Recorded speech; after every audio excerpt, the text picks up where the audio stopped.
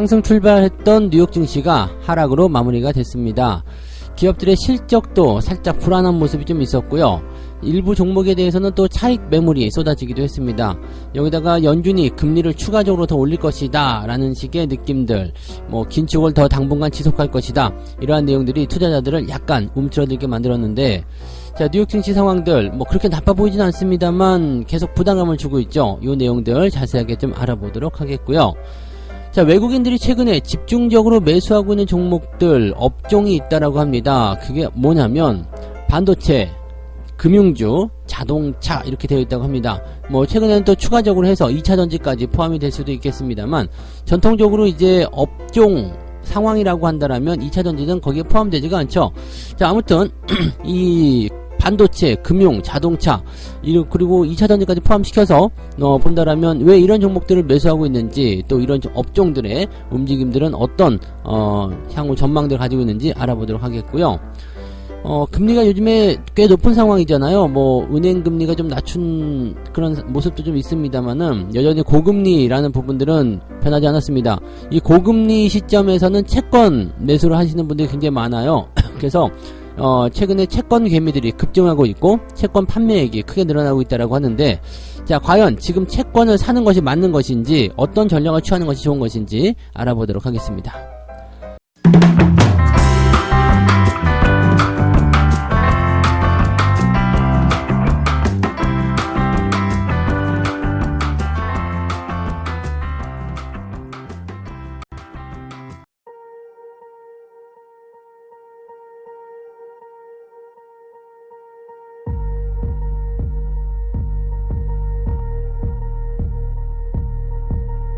네, 반갑습니다. 자, 오늘은 2월 10일 금요일입니다. 자, 주말장이 왔어요. 자, 어제 만기를 훌륭하게 잘 버티기는 했습니다만 주말장이기 때문에 또 변동성을 우리가 생각해 봐야 됩니다. 근데 좀 다행인 것은요, 아침에 내려서 시작하게 된다라면은 반등이 나올 가능성이 굉장히 높다고 했잖아요. 주말장의 움직임들을 생각해 봤을 때 미국 시장이 영향을 그대로 받아서 아침에 조금 깎아서 시작한다라면은 오히려 오후에 반등으로 연결되지 않겠는가 생각되기도 합니다. 그래서 그 부분들 생각해 보시면 좋겠고요.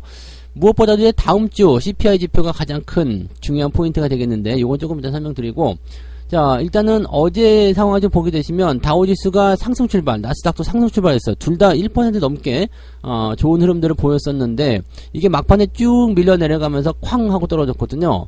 왜 이렇게 갑자기 변했느냐? 자, 초반에는 실업수당 청구 건수가 잘 나왔어요. 그래서 좀 나쁘게 나온 거죠. 실업자 수가 좀 늘어났으니까. 그래서 고용이 조금 부담스럽다. 그렇다면 긴축 안 하겠네? 라고 들어갔는데, 기업들 실적이 애매했지, 그 다음에 금리 더 올린다고 얘기 나오지, 이렇게 또 일부 차익 매도 나오지, 그러니까 주가가 오후에 견디지 못하고 밀려 내려가는 모습이었고요. 상황은 별로 안 좋습니다. 아침에 시작부터 마지막까지 그냥 일자로 쭉 뻗어버렸거든요. 그렇기 때문에 지금 완전히 오전과 오후가 대칭이 되는 그런 형태의 모습 보여주고 있기 때문에요. 자, 막판에 조금 끌어올려줬다라고 하더라도 하락의 충격은 그대로 가지고 갈 것이라 생각됩니다. 다우지수가 마이너스 0.73이고요. 나스닥이 마이너스 1.02% 밀려있는 상황입니다. 그래서 이 부분은 반등이 나온다고 하더라도 국내 증시에게 오늘 영향은 살짝 눌리는 형태의 모습으로 진행될 수 있다라고 판단하셔야 될 것 같습니다. 다만 주말장이기 때문에 눌려서 시작하면 바로 반등을 통한 반발이 나타날 수도 있겠다 판단하시면 되겠죠. 또 시총 상위 종목군들의 매수세가 좀 많이 몰리다 보니까 지수의 어떤 하락 포지션이 상당히 제한적인 것도 우리한테는 도움이 좀 될 수 있다라고 봐주시면 되겠습니다. 자, 일단 내용들 살펴보도록 합니다. 실적이 이제 가장 큰 요인이었다라고 볼 수 있겠는데, 전날 장 마감 이후에 실적 발표한 월트 디즈니가 장 초반 투자 심리를 개선했다라고 얘기가 되어 있습니다. 그런데 오히려 차익 매물이 나타나게 되면서 주가가 오후에 하락세로 전환되었다. 자, 알파벳이라든지 이제 구글 같은 경우도 좀 문제가 있는 게, 챗 GPT라고 하죠. 챗봇, AI 챗봇이 좀 틀린 대답을 했다라는 얘기를 하게 되면서 좀 주가가 변동성이 좀 보이는 것 같아요. 그래서 알파벳의 주가가 전날 7% 내렸었는데 어제 같은 경우 다시 4% 정도 추가적으로 하락이 됐습니다. 아무래도 이제 마이크로소프트가 먼저 진출한 그런 부분들도 좀 부담이 됐을 거고, 또 서둘러서 이제 내세운 AI가 또 실수를 했기 때문에 약간의 부담이 좀 있는 것 같아요. 구글이 약간 수세에 몰리고 있는 것이 아닌가 생각되기도 하네요. 디즈니 같은 경우도 마찬가지죠. 뭐 실적은 좋고 인원 감축한다 그래서 실적 더 좋아질 거다라고 했지만 실질적으로는 네, 차익 매도가 나타났다라는 부분이 나타난 거고요. 펩시콜라 같은 경우는 네, 실적이 좋은 흐름을 보여주면서 일단 1% 올라왔습니다. 그러니까 기술주들이 내려갈 때는 확 내려가는데 올라갈 때는 1% 이렇게 올라가는 모습이죠. 약간은 좀 애매한 그런 모습이라고 보시면 되겠습니다. 여기다가 이제 핀테크 기업 어펌 홀딩스라는 기업이 지금 실적이 별로 안 좋게 나오면서 17% 이상 하락했다. 마텔 역시 네, 실적이 시장 예상치를 크게 밑돌면서 10% 이상 하락했다. 이 바비 인형 제작사예요. 바비 인형은 다 아시죠? 네, 그 애들 갖고 노는 거. 네, 그 바비 인형 제작사인 마텔이 시장의 예상치를 크게 밑돌았다. 자, 소비가 많이 줄었다고 생각할 수 있는 부분 중에 하나입니다. 그래서 이렇게 내려갈 때는 10% 이상씩 크게 떨어지는 종목들이 있는 반면에 오를 때는 눈꽃만큼 올라가고 또 좋은 호재에서도 네, 오히려 좀 주가가 살짝 약보합으로 떨어지고 이렇게 나오다 보니까 기업들 실적이 좀 부담됐다. 그리고 여기에 대한 부분들은 좋게 나온 기업들이 주가 상승할 때 차익 매도가 같이 나오고 있다. 이런 부분들이 부담감을 좀 줬다라고 생각하셔야 될 것 같습니다. 여기다가 약세 요인은 또 있습니다. 연준의 긴축이 생각보다 오래 갈 수 있다. 장 초반에는 실업시장 청구 건수가 조금 늘어나면서 이게 긴축 좀 괜찮아지겠는데 라는 식으로 진행이 됐었는데 이게 지금 연준 위원들의 이야기, 연설이 나오기 시작하면서 부담이 됩니다. 인플레이션이 억제되고 있다는 확신이 들 때까지 아직까지 갈 길이 멀어요 라고 얘기합니다. 네, 이 사람은 뭐라고 하죠? 이 사람은 토마스예요. 토마스. 토마스 발언 항상 문제죠. 아무튼 이 토마스가 뭐라 했느냐, 지난해에는 우리가 악셀에서 발을 떼고 있었다. 이거는 금리 인상을 더 이상 하지 않는 그런 상황. 하지만 악셀에서 발을 떼더라도 어떻게 돼요? 가속이 있기 때문에 그 운동 속도를 따라서 계속적으로 그 일정 속도가 유지가 되고 앞으로 나아가잖아요. 물론 속도는 줄어들게 되어 있죠. 그렇지만 네, 악셀에서 발을 떼었다고 해서 바로 멈추는 게 아니죠. 이제는 다른 위치에 있어요. 그래서 악셀에서 발을 떼고 어디에 있느냐? 브레이크 위에 있는 것은 맞다. 그렇지만 아직 브레이크를 밟지는 않고 있다라는 얘기죠. 그러니까 즉 브레이크를 밟더라도 처음부터 콱 급브레이크를 밟는 것이 아니라 슬슬 속도를 줄이는 용도로 브레이크를 사용하는 것처럼 더 신중하게 방향을 틀어야 한다. 지금 브레이크를 확 밟지는 않을 것이다 라는 식으로 가고 있는 거죠. 그러니까 말을 이런 식으로 했는데 뭐 결론은 이거예요. 당분간 금리 인상은 더 지속이 될 것이다. 대신에 속도는 확실하게 줄어들 것이다. 그리고 언젠가는 그 속도가 다 줄어들고 나면 브레이크를 통해서 멈추게 할 것이다 라는 식으로 얘기가 되는 거죠. 자, 그렇게 된다라면은 일단 뭐 미국의 금리 인상 예상치는 3월 달에 0.25, 그 다음에 5월 달에 한 번 더 열리죠. 그때도 0.25 이렇게 되어 있습니다. 3월 달 거는 약 90% 확률이고요. 지금 5월 달 거는 70% 확률로 0.25 인상한다라고 되어 있습니다.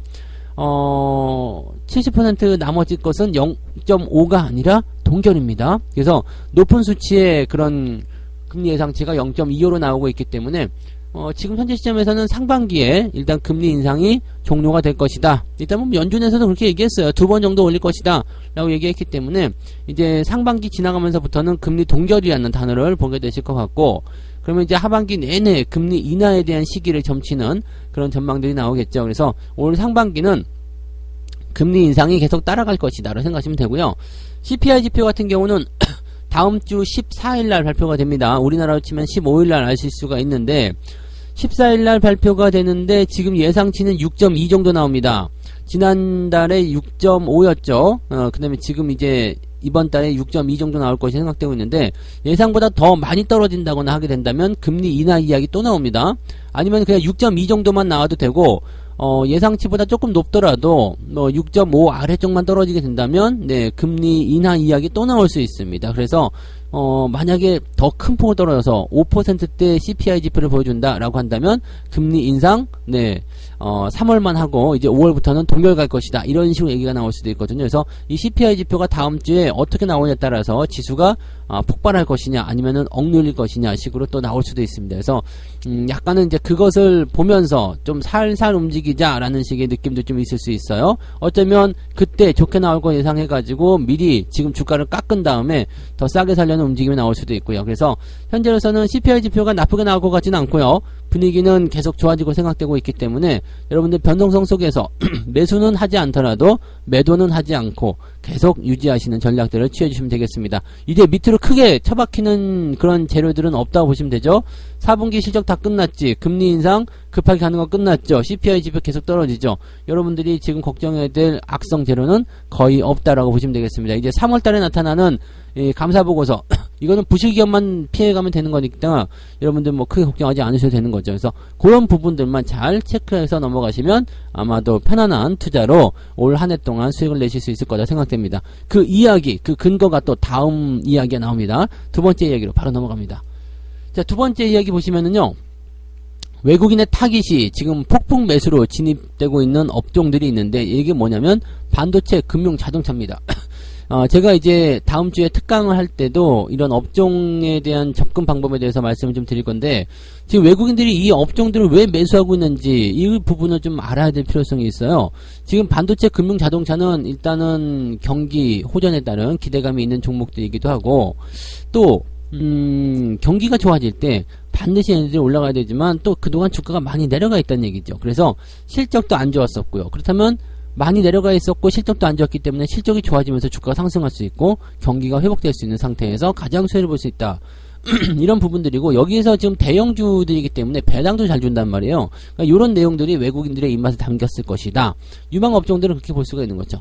그래서 외국인들은 상위 순매수 10개 종목을 살펴보니까 반도체, 금융, 자동차, 배터리 짝이 포함을 시켜준다라고 되어 있습니다. 삼성전자, SK하이닉스, 삼성 SDI, 에코프로비엠, 현대차, 신한지주, 에코프로, 하나금융지주, LG에너지솔루션, 기아 이 정도 순이었다라고 되어 있습니다.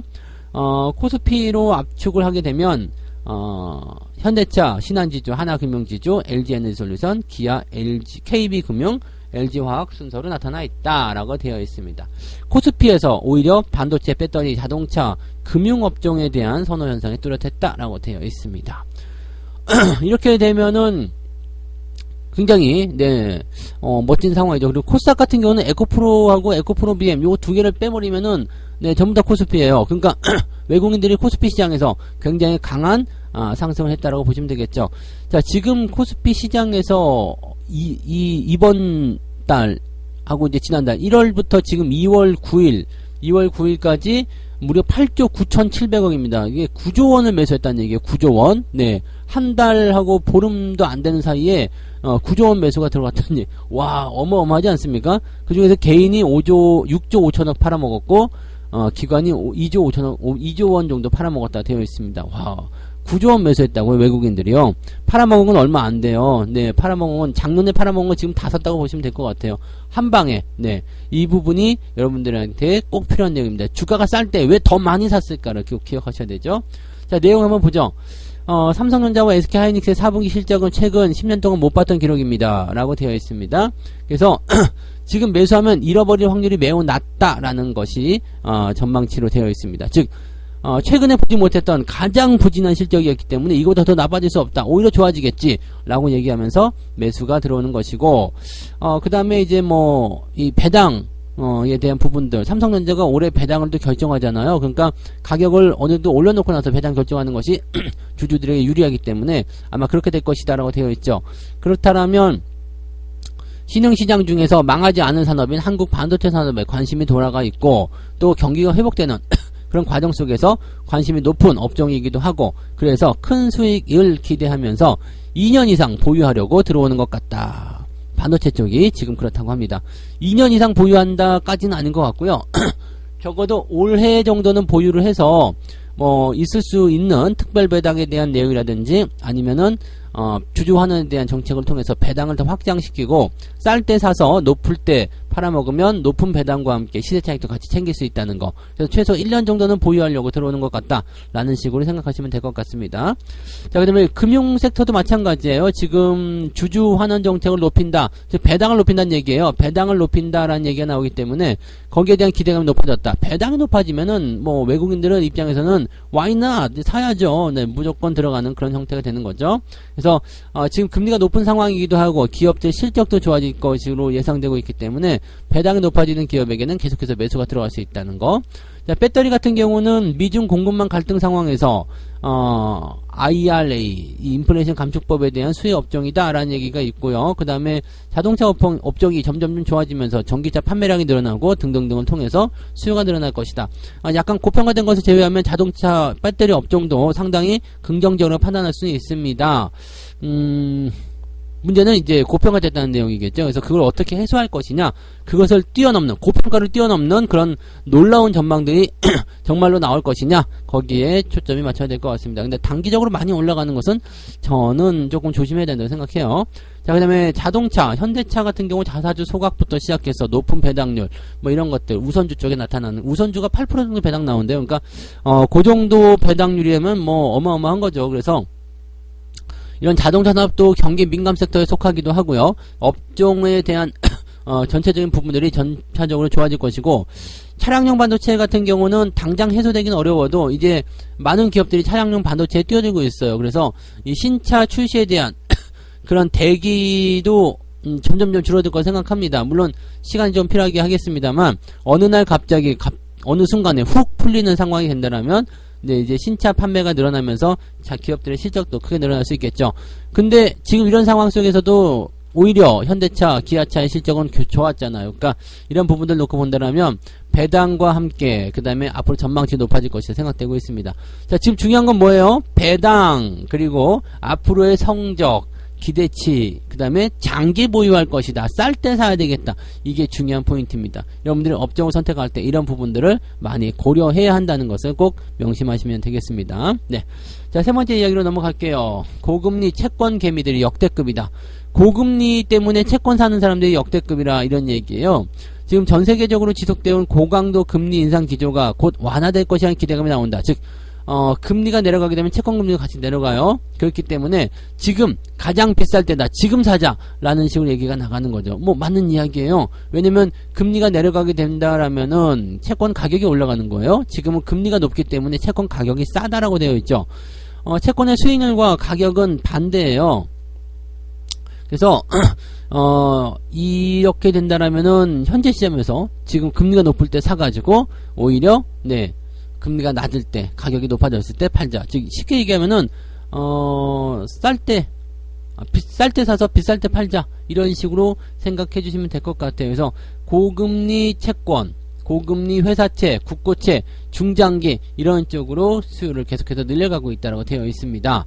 금리가 높을 때 저렴해진 채권을 사들이고, 금리 하락 시에 매도를 해서 차익을 얻으려고 한다. 즉, 쉽게 얘기하면은, 지금 채권을 사는 이유는 안전하게 돈을 놔두려는 용도가 아니라, 이 가격을 이용한 채권 매매를 해야 되겠다라고 얘기를 하는 부분이라 보시면 되겠습니다.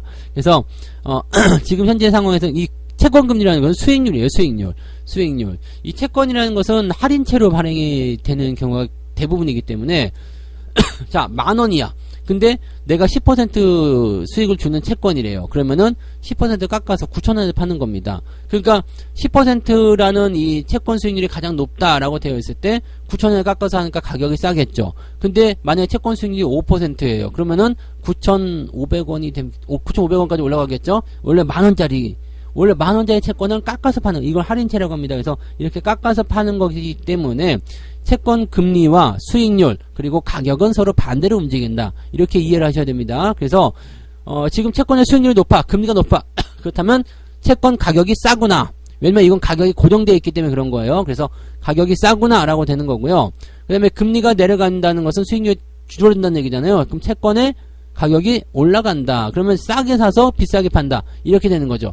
지금 괜찮은 상황이라고 생각합니다. 그래서 채권에 투자하실 분들은 2월, 3월, 아마 상반기 안쪽이 가장 중요한 포인트일 것이다 생각하는데, 제가 근데 여러분들한테 드리고 싶은 말씀은요, 채권을 가지고서 이렇게 대응하실 때 안정적일 것이다 라고 생각하지만 실질적으로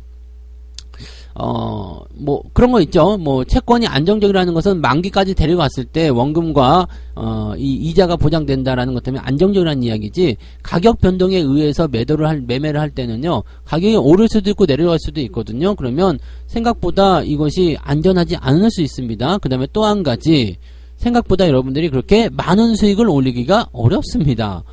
가격이 뭐 그렇게까지 주식처럼 다이나믹하게 변하지가 않습니다. 그래서 채권 금리에 따라서 움직이기 때문에 채권 금리가 뭐 몇십 프로씩 움직이는 그런 거 아니거든요. 그러니까 큰 수익을 내기보다는 단기성 자금들, 지금 어디다 투자할 때가 마땅치 않은데 일단은 뭐 잠깐의 이자라도 좀 받으려고 집어넣자 라는 식으로 좀 집어넣는다거나, 아니면은 뭐 그냥 채권 말고 뭐 CMA나 그런 데 있잖아요. 단기성 자금 돌리는데 그런 쪽으로 살짝 돌리거나, 아니면 뭐 단기 채권, 네, 길게 보는 거 말고요.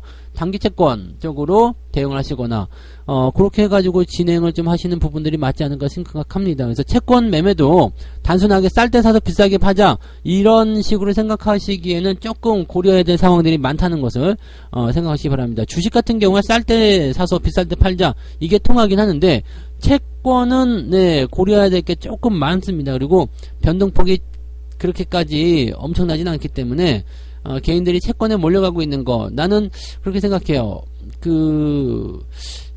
금리가 높기 때문에 이자를 받아 먹기 위해서 들어간다. 왜? 은행 이자보다 좋으니까. 그래서 채권을 산다라고 한다면, 그럴 수 있겠구나 생각하는데, 싸게 사서 비싸게 팔기 위한 채권이다라고 한다면, 글쎄요시다 라고 생각하셔야 될 것 같습니다. 왜냐면 지금 현재 시점에서 주식 상황은요, 한 2, 3%, 아니 많게는 뭐, 20, 30% 정도 수익을 내는 게 그렇게 어려운 시장이 아니기 때문이거든요. 근데 채권으로는 그렇게까지 수익 내기가 어려우실 거라 생각합니다. 아무튼 그런 부분들 참고하시고 대응하셨으면 좋겠습니다. 자, 이렇게 해서 오늘 세 가지 이야기 전달해 드렸습니다. 실적, 차익, 이것 때문에 지금 미국 증시 하락했다고 되어 있는데 실적이 좀 불확실했죠. 그 다음에 차익 매도 물량이 좀 나와서 부담감이 좀 있었다라고 되어 있습니다. 지금으로서는 뭐 연준의 발언도 있었고 뭐 그냥 여러 가지 복잡한 내용들이 많이 있는데, 그냥 제가 보기에는 네, 별 볼일 없는 것 같은 그런 느낌이에요. 그래서 오르고 내리고 하는 모습이 계속 나타나는 것 같고, 가장 중요한 건 다음 주 CPI입니다. CPI가 어떻게 나오냐에 따라서 또다시 얘기가 바뀔 수 있기 때문에 천천히 보시고요. 대신에 이제 주말장에 상응하는 그런 형태의 모습은 나타날 것 같아요.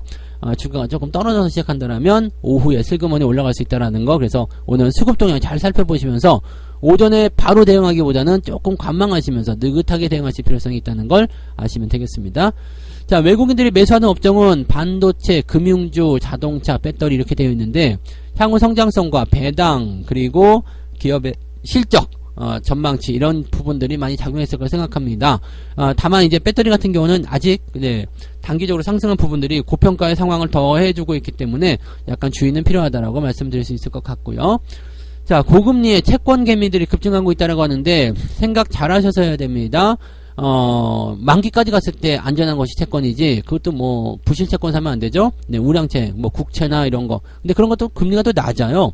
그래서 아무튼 뭐 그런 것들이 있는데, 채권을 그렇게 사시는 이유는, 네, 쌀 때 사서 비쌀 때 팔자. 지금 금리가 가장 높으니까 가격이 가장 싸다.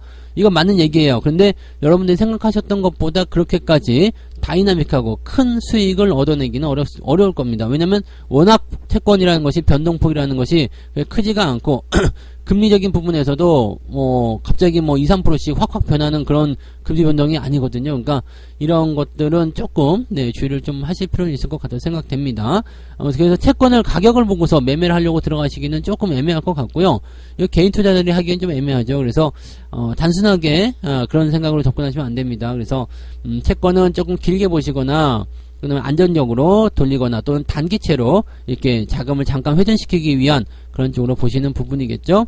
그래서 뭐 지금 증권사에서 엄청나게도 팔아먹고 있는데 여러분들이 생각하시는 것만큼 그렇게 대단한 수익을 보시기는 조금 어렵지 않을까 생각해 봅니다. 참고하시고요. 책 한 꼭지 읽고 마무리하도록 하겠습니다. 주식에 투자하거나 투기 거래를 함으로써 돈을 벌 수 있는 시기는 있다. 하지만 매일 혹은 매주 거래를 한다면 지속적으로 돈을 벌어들이기란 어려울 것이다. 오직 무모한 사람들만 그렇게 할 뿐이다. 매일매일 매매하지 말고 잦은 매매하지 말라는 이야기입니다. 어떤 분들은 주식은 맨날 사고 파는 거 아닌가요? 이렇게 얘기하시는 기도 하는데 그런 거 아니니까 네, 좋은 기회가 왔을 때 그럴 때면 딱 기다려서 내가 원하는 위치에서 내가 원하는 가격에서 매매하시는 그런 전략들을 세우셨으면 좋겠습니다. 자, 오늘 여기까지 이야기 해드릴게요. 저는 장중시장에서 다시 오겠습니다. 오늘도 화이팅 하시고요. 오전 변동성에 여러분들 각별히 주의를 하셨으면 좋겠습니다. 꼭 잊지 마시기 바랍니다. 오늘은 주말장입니다. 네, 여기서 마칠게요. 고맙습니다.